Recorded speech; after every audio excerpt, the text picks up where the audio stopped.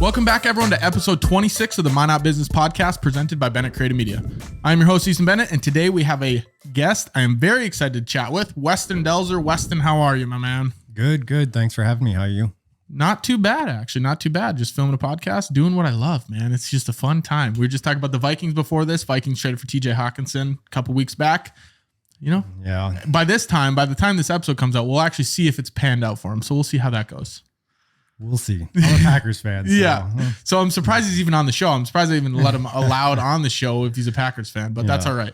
Let's get into some of the questions. So for people that don't know you, what do you do? Obviously, it's you and your brother running this business, correct? Yeah. So it's my brother and I. And Okay. then actually, we have a friend, Will, who's also involved. My brother's Waylon. Cool. Yep. So you are being the spokesperson for today. So what do you three do? What is your business? For someone, you run into him at a park bench. Explain what you do a little bit. Yeah. So legend calls, we make game calls for hunting, goose calls, duck calls, predator calls, elk calls. We're getting into turkey calls too. We're going to hopefully have those out for this spring. And then we got some other products in the works at the moment too that are pretty neat. That's pretty sweet. So I know we met a while back when you guys were just kind of formulating your company a little bit, or you're in the infancy stages, but now obviously it's been a couple of years, I think, at least a year. So when did you guys start this business? What did the beginning stages look like? So we filed for the LLC like the end of 2017. And then, this is our 4th year now of selling products, actually. So okay. We completed 3 years last year of selling products. This is our 4th year of selling products, and we're growing every year. Which is pretty awesome. I mean, in the beginning, you started, so 5 years ago it'd be. Looking back 5 years, did you ever think, man, we didn't know that we'd be this far in 5 years? Yeah. It's such a roller coaster, up and down. Definitely. Like there's so many milestones that it's like we'll hit. Like when we first got into a couple Shield stores, it was just like amazing to us. We were, over the moon, and then that kind of becomes the new reality. And then the next time you make another step, it's like, wow. And you're always like just surprised at how far you're getting. And you start a company, those things are obviously in the back of your mind. Like, wow, I want to be in every store in the United States. Right. But then you start to hit some of those and it becomes a reality. And that's really when it gets exciting. So from what I think, you're obviously with your brother and Will. Was it always the plan to go into business with them, or who formulated the idea? Where did the ideation process come from? Well, it really started because my dad is an entrepreneur. Okay. And so my brother and I growing up, we got to see, what entrepreneurship was like, the good and the bad, the stresses, and then also the things that it allows you to be able to do. And one day we just sat down and said, we want to start a business, but in something that we're passionate about so that we don't hate what we do, Yeah. So it was really just a kitchen table talk. And then we knew that our friend Will also was passionate about the same things in hunting as us. So that's how it started. Yeah. And then kind of ran with it from there. So have you always been business minded then? You said your dad was an entrepreneur. Did you always have that business ingrained in your lifestyle and in your head, or how did that work? Yeah, I think it always was something that we both wanted to do. My brother and I, for sure. We knew that growing up. I was always interested, like in high school, I was interested in business classes, and then I went to college for engineering. And then, so like, those combinations of things that are great assets for an entrepreneur, and so you have to create this product, obviously the call. Mm-hmm. Is that where your engineering background comes in? How did you guys even come up with, how do you make these? Like, what does the process look like? Yeah. So like our very first product that we came out with, like once we decided that the hunting game call market was a market we wanted to hit because we thought that there was a lot of room for improvement there. Then it was a matter of the computer designing. And then I had actually bought a 3D printer that year. So then it was like 3D printing some prototypes. And my first prototypes were just like blocky cylinder looking things that were just horrible, and they barely made noise, but it was like, well, it's something. And then we build off of that. And once we had some finished 3D printed prototypes, then you move on to figuring out how to mass produce that manufacturing. So then you contact manufacturers, you have molds made. Okay. Most of our products are injection molded polycarbonate. And then, so that's where the mass production comes in. And there's a bunch of components that go into the calls. So multiple manufacturers. Before we get into manufacturing the products, I want to backtrack just a little bit. So you talked about passion. You want to go in something you're passionate about. And people always say that in business, go for something you're passionate about. You'll never work a day in your life. I don't think that's true because you're always going to work. Work is work. Yeah. But it's easier to go on the day-to-day when you are doing something that you're passionate about. So you were really interested in the retail hunting, world. Was there anything before that where you were spitballing other business ideas, or was it always, hey, I saw this gap in the market with hunting calls, we're going to do that? Well, really it was, so like I mentioned, my dad was an entrepreneur. He had a construction company, or still has. These companies are all still operating. He has a construction company, a cattle ranch, and a lumber yard. And like, so we grew up doing all those sorts of things that are kind of manual labor. Mm-hmm. So that kind of, we were like, we don't want to do manual labor. We got to pick a business that is not around that. Yeah. So that, and then, I don't think there was anything else we just knew that the one thing we both were really passionate about was the outdoor market. And it was picking a sector of the market there then that we thought could be improved. And that's where we settled on game calls. Okay. So you mentioned the kitchen table talk on the idea. From that conversation of, hey, maybe we should do this, to the formulation of the business, like, hey, we're going to run with this. How long was that gap? What would that transition period look like? Well, we filed for the LLC pretty quickly, like I said, end of 2017. And then we had like a whole year of research and design. Okay. And then like our first year of actually selling products was 19. Okay. So like a year and a half probably. So the research phase for people that are looking to create their own product that they might have to manufacture, what does that look like? Can you give us some insight into figuring everything out? Because I assume you didn't know much about the whole process. Yeah, it was a lot of just Googling and reading and YouTube videos and figuring out how all these things work. Mm-hmm. And then figuring, once you've figured out how your type of product that you want to make is made, then you have to, find a manufacturer that's nearby. And there's obviously the design background that comes into it, which I was fortunate enough to be able to design the products myself, mm-hmm. and then be able to send those CAD files to those manufacturers, which kind of cuts out a big step in there. Okay. So the engineering background really helped you able to create these products. Yeah, absolutely. Okay. So Will and your brother, what is their background? Do they have a similar background? So my brother, he took over my dad's construction company. Mm-hmm. And that was like, in 2017, when we sat down and talked about it, he's like, this is not what I want to do for the rest of my life. And, and I was working an engineering job. And although I really liked it, it wasn't, I wanted to go the engineering route. It was kind of my dream. Yeah. And then Will, he was a mechanic for the past like 8-9 years. So those skills come in handy as well when we're working with machinery now. Mm-hmm. So going into, having two partners, a lot of people it's them, or maybe they have one partner. How has it been having two different partners? How do you delegate tasks? What does that look like for the people that are deciding, should I go into business with a partner or should I do it by myself? Yeah, it's, I wouldn't have been able to do it, I think, on my own completely. Mm-hmm. It takes a lot of mental strength, and to be able to have those other people to bounce those ideas off of mm-hmm. was paramount for me, Ed. Yeah. So the next question I have for you then, mentor. I know you mentioned your dad as an entrepreneur. I assume he helped you kind of along the way. Is there anyone else that helped you when you're in the beginning stages of getting this business off the ground? Or is it mainly your dad? He was the main person that had taught me most of these things. But I mean, mm-hmm. really, all of the skills that I had learned, I guess I could consider all of those people mentors, like the engineering job that I worked at. I worked at Ackerman Asphalt Engineering. Yep. I had many mentors there that taught mm-hmm. me so many things, from the business aspects and design aspects and all these sorts of things, and how to structure things, to everything I learned from my dad growing up, and how to be an entrepreneur. And so the entrepreneurial lifestyle, now that you are business owner, entrepreneur, what does that look like for the people? I know a lot of people think business is, I can make all this money and I got all this freedom and I can take all these vacations. What does the reality of it look like? It's not easy. It's a lot of work. Like we had talked about, how picking something that you're passionate about, the unfortunate reality about that is now hunting season is my busiest time of year. Yeah. Because I'm having to produce these products, nonstop. So now I actually don't get to hunt as much as I would like to. Yeah. Well, I suppose, I didn't even think about that. So you're like working during the hunting season. Yeah. You're like, I like hunting, but I want to go hunting, but I can't.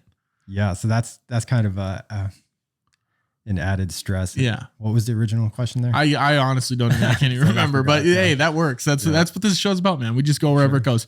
So the beginning phases of your business, do you have any stories of figuring things out where you learned a lesson or, you had to overcome a hurdle? Yeah. I mean, we've learned a lot in the whole, supply chain issues over that. I mean, cause really we've been building this business during the COVID pandemic, and, the supply chain issue, we've learned so much, with that, like making sure to get your stuff ordered well ahead of time, which isn't easy for a small company to do because you have to have that amount of capital set aside to be able to fund these, large orders. And it's a little bit difficult compared to a huge business, say like Apple or something like that. You know what I mean? Yeah. Yeah. So we've had a lot of close calls on ordering products and, like barely getting there before, before we have to send out a bunch of orders and working like basically through the night to make sure we got everything done.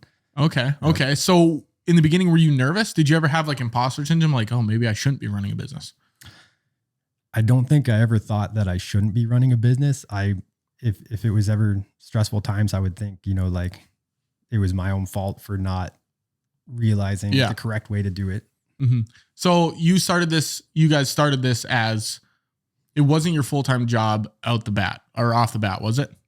So it was kind of like a side hustle? No. Yeah. We all had our full-time jobs and then doing this on the side. And actually just this year is the first time that Will and I went full-time for the company. That's awesome. So yeah, before that it was good. So that's one thing I want to dive into because some business owners we have on here, they went full-time right away and they didn't really experience the work on your main job, work on your side job type deal. So how did you balance?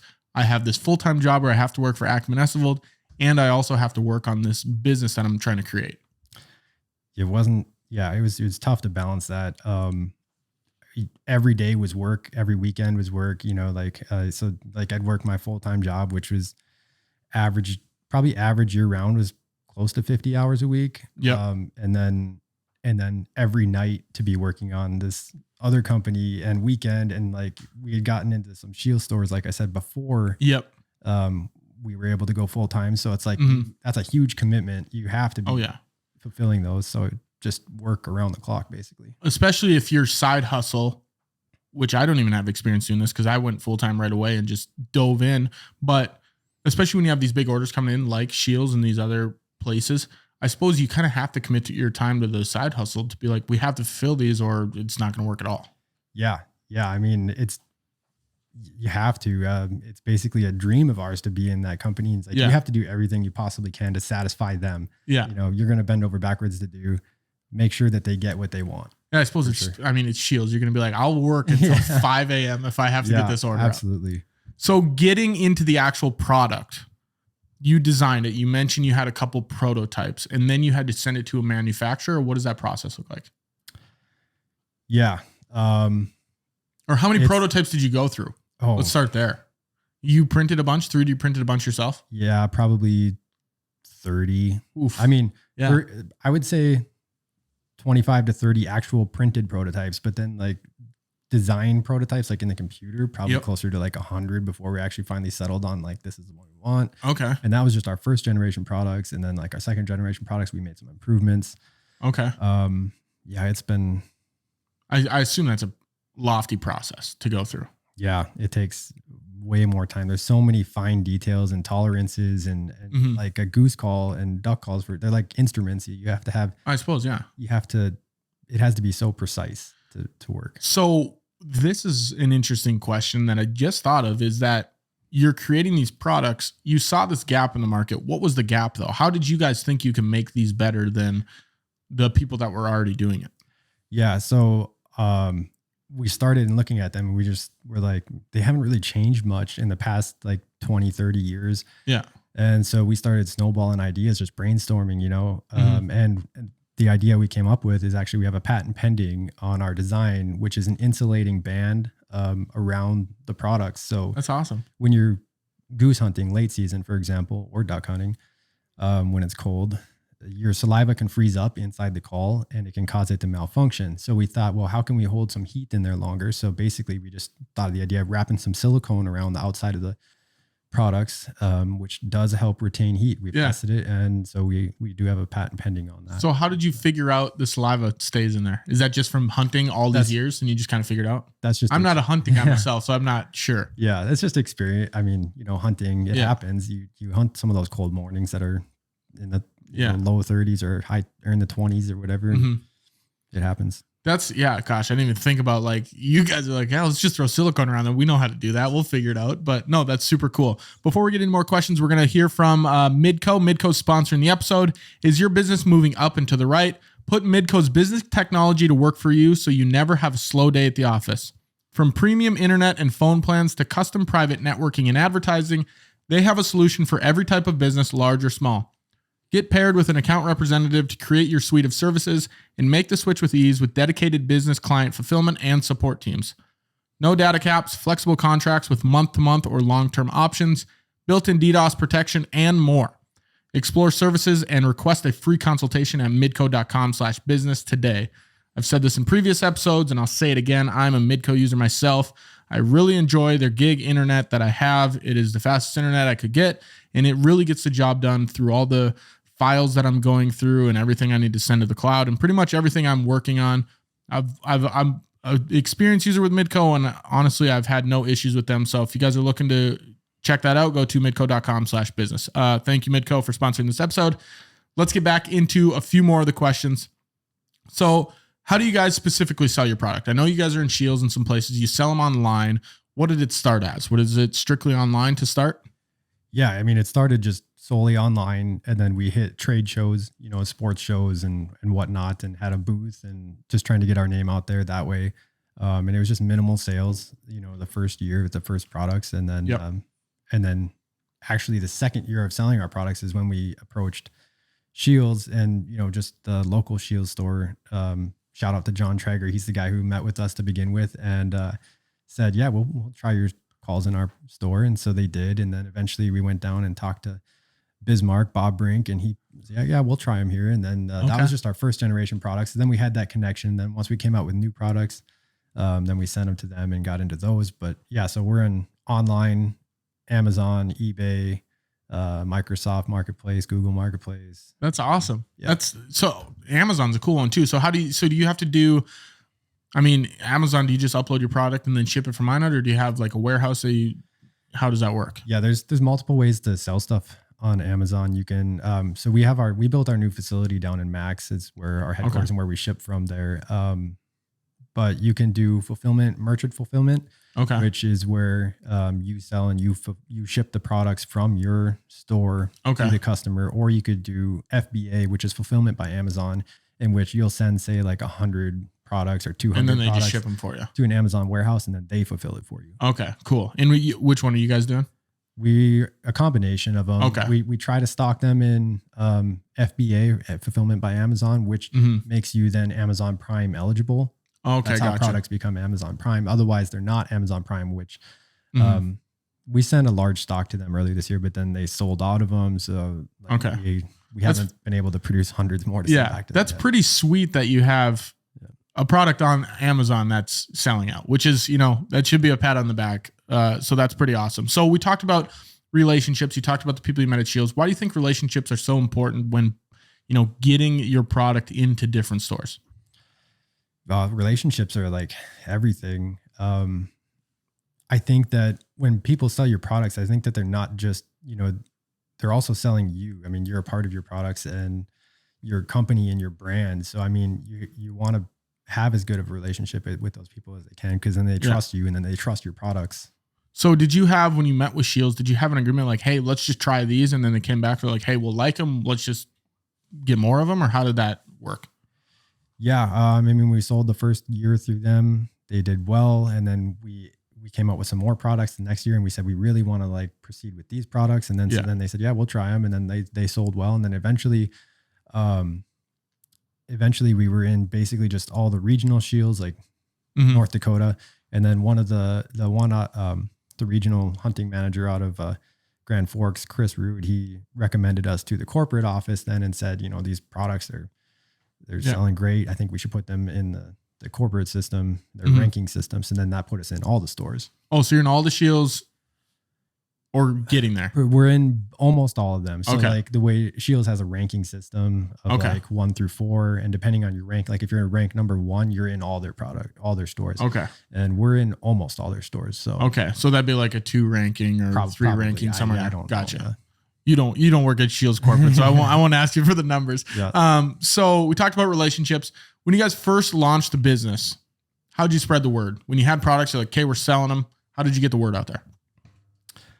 Yeah, like I said, we went to a lot of trade shows when we first started, like just the sports shows with a booth and this and that. And then eventually, once we got everything selling online too, it was a lot of online marketing, Facebook marketing, Instagram, and then you can do advertising on Amazon and those other places as well. Yeah. So I want to go into the product a little bit more now, the actual manufacturing of it. You guys manufacture them in Max then, or do you have them manufactured elsewhere and shipped to Max? It's a combination. So we have like most of our parts for our calls currently are polycarbonate injection molded parts, which come from a manufacturer that we have a great relationship with in Montana. Okay. Out of Manhattan, Montana. It's PDM. Shout out to Jim there too. He's awesome to work with.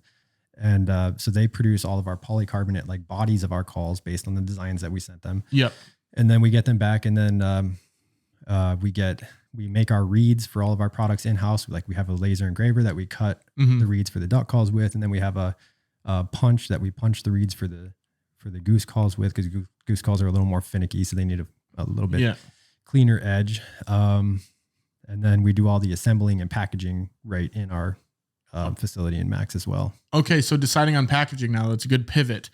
Was packaging difficult? I've had food and beverage people on the podcast before, and they said packaging sometimes can be difficult. What was your experience with packaging? Yeah, definitely. I'm guessing that packaging for like food and beverage people is probably more difficult because of the like sanitary requirements and whatnot. Yeah. But it definitely was not easy. Like to find somebody and then to find a manufacturer that could produce them for low cost, because in the beginning we were getting packaging that was like half the cost of the product. Yeah. You know, and it's like, why there's is no this so margins expensive? here. Yeah. So over time we built some connections and found some routes to get things done better and more cost effectively. So when to someone that's starting or looking to start a business, maybe, what would be your advice to these people that are looking to find these connections? How can they meet people that can help them with packaging, that can help them with distributing? Where did you look to find those things? For packaging, it was just all online. Okay. We did actually meet with some people locally who recommended some other places, but the most cost-effective routes that we found, we just honestly was like Google searching. Yeah. And then contacting just emailing those manufacturers saying this is what we want. Yeah. And then getting quotes and prices. And then just kind of pick the best one that you guys had there. Yep. Which is, I mean, that's pretty self-explanatory. So yeah, that makes sense. So what image are you looking to portray through your business? You know, what do you want people to think of when someone says Legend Calls? Well, first of all, the name Legend Calls itself is based on North Dakota's legendary moniker. That's where that's cool. That's where the name of it came from. But really what we want it to be about is the passion of hunting and creating those memories of hunting and just the outdoors in general. We're getting into other outdoor products like spearfishing and stuff like that. Just North Dakota. Yeah. It's mostly based on like North Dakota outdoor experiences that you can have. But yeah, we want our brand to be associated with creating those great memories outdoors. Which is, I think you're doing a fantastic job, because when I think of Legend Calls, that's exactly what I think of. So props to you. Are there any processes or strategies that you've had to implement that made your business run more effectively? So maybe in the beginning, things were a little bit clunky, whether that be the manufacturing process or the sales process. Is there anything you really had to pivot and tweak? The main thing that like brought everything together was building this new facility in Max over this last winter, which my brother and I, having the construction background, we're luckily able to do that ourselves. But before that, everything was so spread out and hard to keep track of, because we were doing a lot of our assembly and manufacturing out of basically a little shop in his backyard. Okay. And then I was doing stuff at my place, and Will was doing some assembly at home at his place. And it's like, because we didn't have enough space and everything was spread out, and it was just non-efficient in that way, that everything was just a mess. And now that we have everything in one building, one location, one computer You've really system, streamlined it. It made things way better. Yeah. So is it just you three then, or do you have employees that are helping with that kind of stuff? It's just us three, and okay. Will and I are the full-time employees currently. Gotcha. So why do you think it's important to have a circle that supports you? Do you have people that are kind of not saying hoorah and like keep doing the business, but people that you can kind of bounce ideas off of and in your network? Yeah. Yeah. You have to have those. We've met so many people. That's something like when you become an entrepreneur, you tend to, I feel like, meet so many more entrepreneurs, and you become friends with those people because you can relate to those same, you know what things. they're going through. Yeah, exactly. So, yeah, it's been important to make so many connections in the outdoor world, and people and looking at their stories, and that's inspiring for us to keep going and keep pushing and keep trying to build. And they have confidence in you, and you have confidence in them, and it's just Did you ever go through any like networking events or anything to start networking with people, or was it kind of all just natural? It's all been just generic, natural, meeting people as we go. We didn't really. I guess you could call those sports shows networking events. Yeah. We did meet people at those as well. Okay. And I mean, even this podcast, now we're meeting through this podcast, which is kind of cool. And it's almost better that way. Sometimes I feel like networking events are tough because a lot of people are there just to meet people. And it's like, okay, I met them, I'm gonna go to the next person. Whereas, if you meet someone just organically, it's almost better. As far as customers getting your product, have you had customers give you feedback like, hey, I really love this, or hey, I didn't really like this part, maybe you should change this? Have you guys had any of that? Yeah, most of the reviews we get back are people who say they, love the products. We get emails and reviews online and stuff of people. Every now and then you do get somebody that says, oh, I had this issue or that issue or something. And then you take the time, obviously, to try to figure out what's going on, because like we know that the products are quality products. Like we just got to figure out what we can do to help them. Yeah. No, for sure. And then I want to pivot a little bit into the marketing side of things now. So is there any marketing that you found to be successful? And is there any marketing that you found that you guys have done that is not successful? You're like, God, that was stupid. Oh, every type of marketing that we've done has really been successful, relative to, what it was. I would say the most like efficient stuff lately for us has actually been the online advertising and marketing that has seemed to pay higher dividends in return. Whereas like in the beginning, we did those sports shows and trade shows and whatnot, which we had to do then. And those were super effective for that stage in the company. But then once we were bigger and we're trying to reach a nationwide audience, then the only way really to do that is social media. Yeah. You can't go to trade shows in every state, probably. Yeah, no. Do you have any nightmare business stories where something happened where like, oh gosh, this was really bad? Or any funny stories, anything that you can kind of just share a business story? Yeah, I mean, there's been a few things.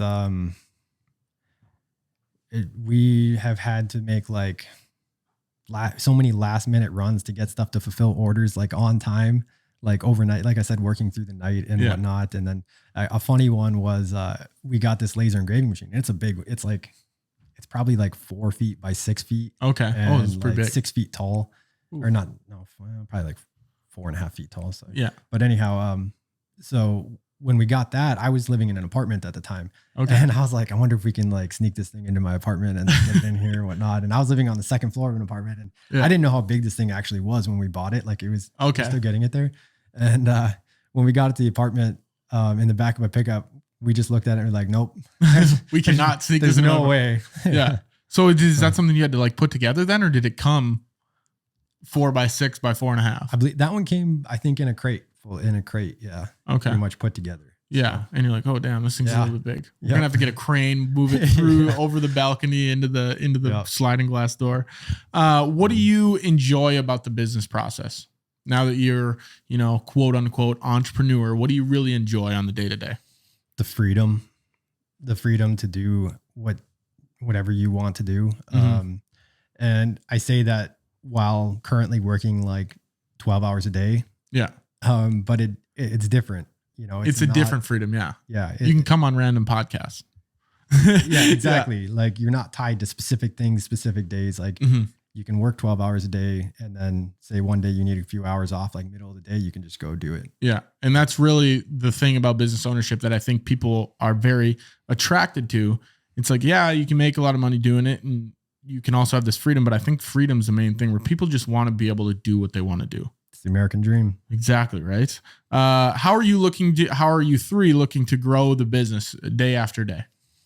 What steps are you taking? Oh, constantly trying to get into new products, new marketplaces. Like we're contacting more retailers like Fleet Farm and Sportsman's Warehouse and stuff like that. We're not, not trying to bite off too much by contacting like Cabela's right now or Bass Pro Shops. Like they're such a huge chain that I don't, No, if you don't produce all that. Yeah. Yeah. We don't want to bite off more than we could chew, but it's constantly every year trying to take that next step, sell more products, create more products. Okay. Yeah. Yep. And that's, I think you just got to put one foot in front of the other every single day.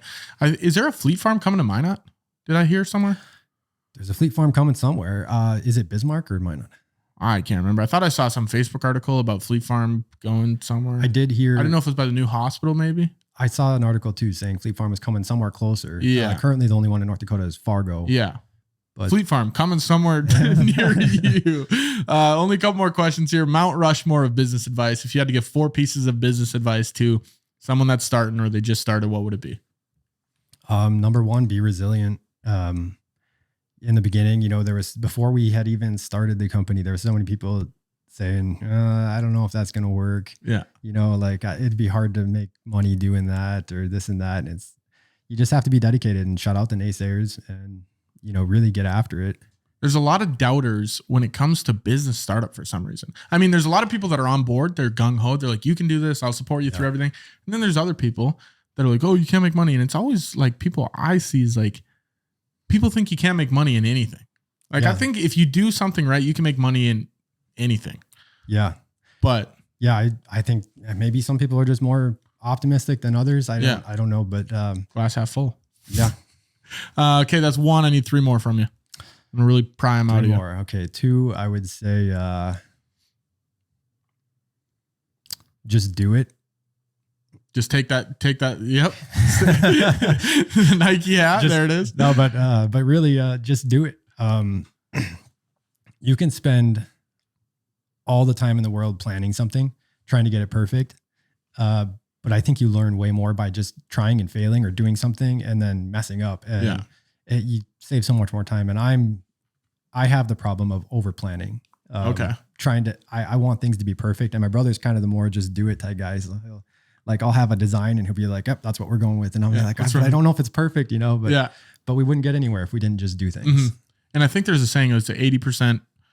I'm not even going to try to attempt the saying, but it's something about getting like 80% done is good enough. That extra 20%, you're not going to save time. I'll figure it out. I'll post it somewhere.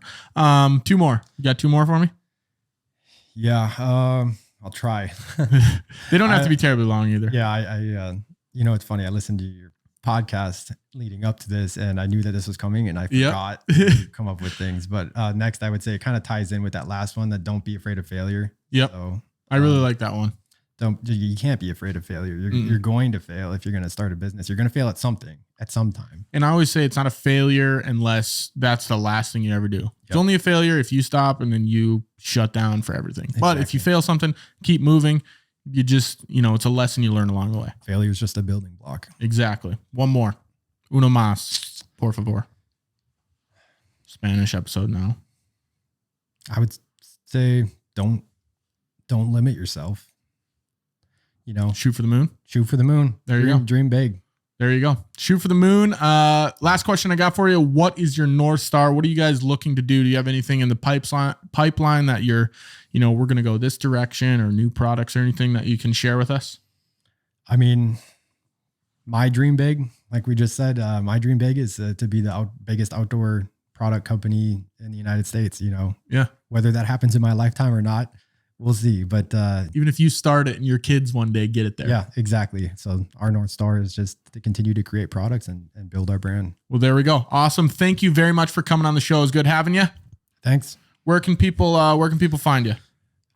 They can find us at legendcalls.com. They can find us on Facebook, Legend Calls, Instagram, Legend Calls, Amazon, eBay, Microsoft, Shields. Yep. Go check it out. Shields. So I'll link all those below in the description. You guys can check out all the social platforms, the website, and go to your local Scheels or wherever it might be, and go check out the products. So thank you very much for coming on the show. That was episode 26 of the Minot Business Podcast. If you guys like this episode, please leave a rating and a review. It really helps share the show in the algorithm. We will see you guys next week for episode 27.